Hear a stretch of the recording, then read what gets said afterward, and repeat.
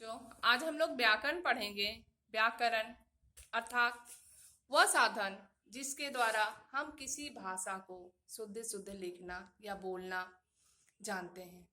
अगर हम व्याकरण की जानकारी के बिना यह चाहें कि किसी भाषा को शुद्ध शुद्ध लिखना और पढ़ना हम जान जाएं तो यह असंभव है। इसको व्याकरण ही उसकी शुद्धता को बनाता है, अर्थात व्याकरण की जानकारी के साथ ही इसकी सार्थकता सिद्ध होती है। आइए बच्चों, हम लोग पढ़ें कि व्याकरण में हमें किन किन तथ्यों को पढ़ना है। भाषा, भाषा की उत्पत्ति, लिपि, बोली और व्याकरण, इन तथ्यों को हम पढ़ेंगे। तो सबसे पहले बच्चों हम भाषा के बारे में जानें। भाषा, भाषा वह साधन है जिसके द्वारा मनुष्य अपने मन के विचारों को बोलकर या लिखकर दूसरों के सामने प्रकट करता है तथा दूसरे के मन के विचारों को जानता है। भाषा की उत्पत्ति कब, कैसे और कहां से हुई, ये जाने। तो बच्चों, भाषा की उत्पत्ति कब, कैसे और कहां से हुई, इसका कोई लिखित रूप नहीं मिलता है, लेकिन अनुमान लगाया जाता है कि जब मनुष्य ने अपने मन के विचारों को दूसरे तक पहुंचाने और दूसरे के मन के विचारों को जानने की जरूरत को समझा, तब से भाषा की आवश्यकता हुई।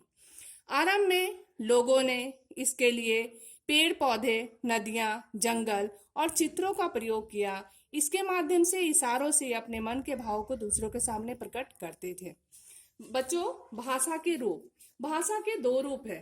पहला लिखित भाषा और मौखिक भाषा।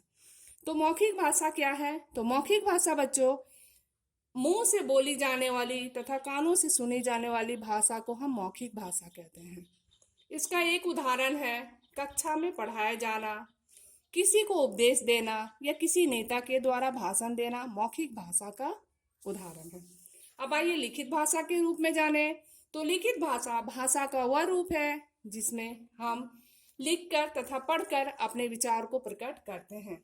जैसे अध्यापिका के द्वारा श्यामपट्ट पर पढ़ाया जाना, रास्ते पे जब आप चलते हैं तो पोस्टर पे लिखा हुआ वाक्य या शब्द, पुस्तक, लिखी हुई पुस्तक जिसको आप संग्रहित करके रख सकते हैं। लिखित भाषा का संग्रह करना संभव है, जबकि मौखिक भाषा का संग्रह असंभव है। इसके साथ ही बच्चों और एक भाषा आता है, वो है सांकेतिक भाषा। लेकिन मुख्यतः हम मौखिक भाषा और लिखित भाषा दो ही भाषा को पढ़ते हैं, लेकिन मौखिक भाषा को भी आपको जानना जरूरी है। इसलिए मैं बता देना चाहूंगी कि सांकेतिक भाषा, कभी कभी हम संकेतों के द्वारा यानी इशारों के द्वारा अपने मन के भाव को दूसरों के सामने प्रकट करते हैं। यह भाषा सांकेतिक भाषा कहती है, जैसे इशारों से। अब बच्चों हमें पढ़ना है बोली। बोली क्या है? किसी क्षेत्र विशेष में बोली जाने वाली भाषा बोली कहलाती है। उदाहरण के लिए आप बिहार में रहते हैं, यहाँ की बोली भोजपुरी भाषा है। इसी तरह अलग अलग राज्यों की अपनी अपनी बोलियां होती हैं। अब आइए लिपि के बारे में जानें।